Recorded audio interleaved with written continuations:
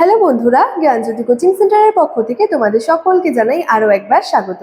আজকের ক্লাসে তোমাদের সঙ্গে আলোচনা করব তোমরা যারা এসকেবিইউ অর্থাৎ সিধু কানু বিরসা ইউনিভার্সিটির অধীনস্থ বিভিন্ন কলেজগুলোতে পড়াশোনা করছো, তোমাদের জন্য আজকের ক্লাসে ফার্স্ট সেমিস্টার মেজর হিস্ট্রি থেকে কিন্তু আরও একটি গুরুত্বপূর্ণ টপিক নিয়ে আলোচনা করব।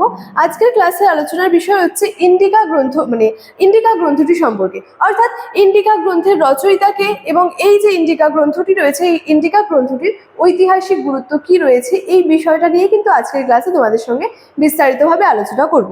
তবে আজকের ক্লাসটি শুরু করার আগে তোমাদেরকে একটা ছোট্ট ইনফরমেশন দিয়ে রাখি। দেখো, তোমরা যারা যারা ভাবছো আমাদের সঙ্গে অনলাইনে যুক্ত হবে, তারা কর্নারে দুটো নাম্বার দেখতে পাচ্ছ, 7076398606 এবং 6295916282। এই দুটি নাম্বার হলো জ্ঞানজ্যোতি কোচিং সেন্টারের অফিসিয়াল হেল্পলাইন নাম্বার। তোমরা যারা যারা ভাবছো আমাদের সঙ্গে অনলাইনে যুক্ত হবে, এই দুটি নাম্বারের মধ্যে কিন্তু যে কোনো একটি নাম্বারে যোগাযোগ করে আমাদের সঙ্গে যুক্ত হয়ে যেতে পারো।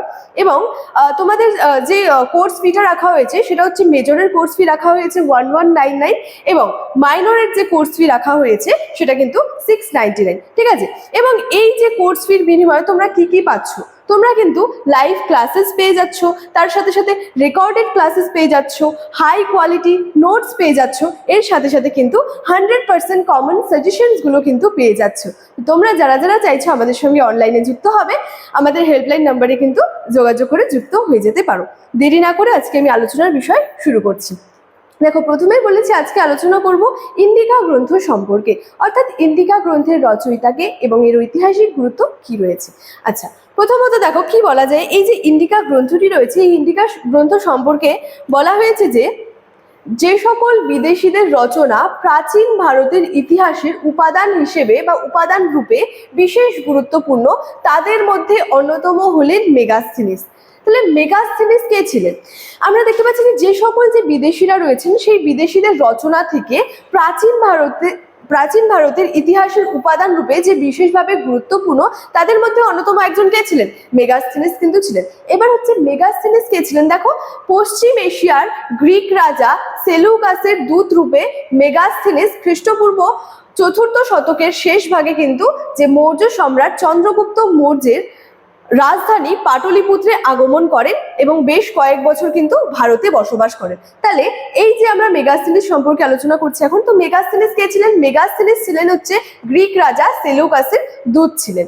তো মেগাস্থিনিস কি খ্রিস্টপূর্ব 4th শতকের শেষ ভাগে মৌর্য সম্রাট যে ছিলেন চন্দ্রগুপ্ত মৌর্য, তার যে রাজধানী ছিল পাটলিপুত্র, সেখানে আগমন করেন এবং বেশ কয়েক বছর কি ভারতে বসবাস করেন। এবং এই যে তিনি বেশ কয়েক বছর ভারতে বসবাস করলেন, তো এই সময় তিনি কি করেছিলেন? ভারতের বিভিন্ন জায়গায় কিন্তু ভ্রমণ করেছিলেন এবং তার যে ভারত ভ্রমণের যে অভিজ্ঞতাটা ছিল সেটা লিপিবদ্ধ করেছিলেন ইন্ডিকা নামক গ্রন্থে। তাহলে এই যে ইন্ডিকা গ্রন্থের রচয়িতা কে যদি বলি, সেক্ষেত্রে বলা যায় সেই ইন্ডিকা গ্রন্থের রচয়িতা ছিলেন কিন্তু এই মেগাস্থিনিস। মেগাস্থিনিস কে ছিলেন? গ্রিক রাজা সেলুকাসের কিন্তু দূত ছিলেন। তাহলে কি দেখতে পাচ্ছি আমরা, মেগাস্থিনিস কি করেন, যে চন্দ্রগুপ্ত মৌর্যের আর কি যে রাজত্বকালে তিনি কি ভারতে আসেন এবং ভারতে বেশ কয়েক বছর অতিবাহিত করেন বা ভারতে বেশ কয়েক বছর আর কি বসবাস করেন। এবং এই বসবাসকালে কিন্তু এই সময় তিনি ভারতের বিভিন্ন জায়গায় আর কি ভ্রমণ করেছিলেন। তো তার যে ভ্রমণ সংক্রান্ত যে বৃত্তান্তটা ছিল বা ভ্রমণ সংক্রান্ত যে তার অভিজ্ঞতাটা ছিল, সেটা লিপিবদ্ধ তিনি করেছিলেন কিন্তু তার এই ইন্ডিকা নামক কিন্তু গ্রন্থে। ঠিক আছে, এছাড়াও কি মূল গ্রন্থটি হারিয়ে গেছে কিন্তু সেটা বেঁচে আছে অন্যান্য গ্রিক ও রোমান লেখকদের লেখা গ্রন্থের উদ্ধৃতিগুলি থেকে। এছাড়াও কি ইন্ডিকা গ্রন্থের মাত্র 59টি অংশ কিন্তু উদ্ধার করা সম্ভব হয়েছে। আচ্ছা, এই যে ইন্ডিকা গ্রন্থ নিয়ে আলোচনা করছি, এরপর হচ্ছে এই যে ইন্ডিকা গ্রন্থটি রয়েছে, এই ইন্ডিকা গ্রন্থটির ঐতিহাসিক গুরুত্ব কি রয়েছে, অর্থাৎ আমরা যে ইন্ডিকা গ্রন্থ থেকে কি কি জানতে পারছি, কোন কোন বিষয়গুলো জানতে পারছি ইন্ডিকা গ্রন্থটি থেকে। দেখো, বলা হয়েছে এই গ্রন্থটি থেকে পাওয়া যায় ভারত ও তাম্রপর্ণীর ভৌগোলিক বিবরণ, ভারতবর্ষের উর্বরতা, পাটলিপুত্র নগরের বিবরণ, পৌর শাসন, সামরিক যে সমিতিগুলির বিবরণ ইত্যাদি নানা মূল্যবান তথ্য কিন্তু এই ইন্ডিকা গ্রন্থটি থেকে কিন্তু আমরা পেয়ে থাকি। আচ্ছা, বলছে ইন্ডিকা থেকে আমরা তৎকালীন ভারতের সামাজিক শ্রেণীবিন্যাস, অর্থনীতি, ক্রিয়াকলাপ সম্পর্কেও কিন্তু যে অবহিত কিন্তু হই। আমরা কি দেখতে পাচ্ছি, ইন্ডিকা গ্রন্থটি থেকে কিন্তু বিভিন্ন তথ্য সম্পর্কে কিন্তু জানতে পারছি। দেখো, এছাড়াও বলা যায় যে তবে ইন্ডিকা গ্রন্থ কিন্তু যে অন্যান্য সাহিত্যিক যে রচনার মতো কোনো কোনো ক্ষেত্রে কি দেখা যাচ্ছে অতিরঞ্জন দোষে দুষ্ট এবং মেগাস্থেনিসের যে লেখার সঙ্গে সমকালীন লেখকদের রচনার মধ্যে কিছুটা কিন্তু অমিলও দেখা যায়।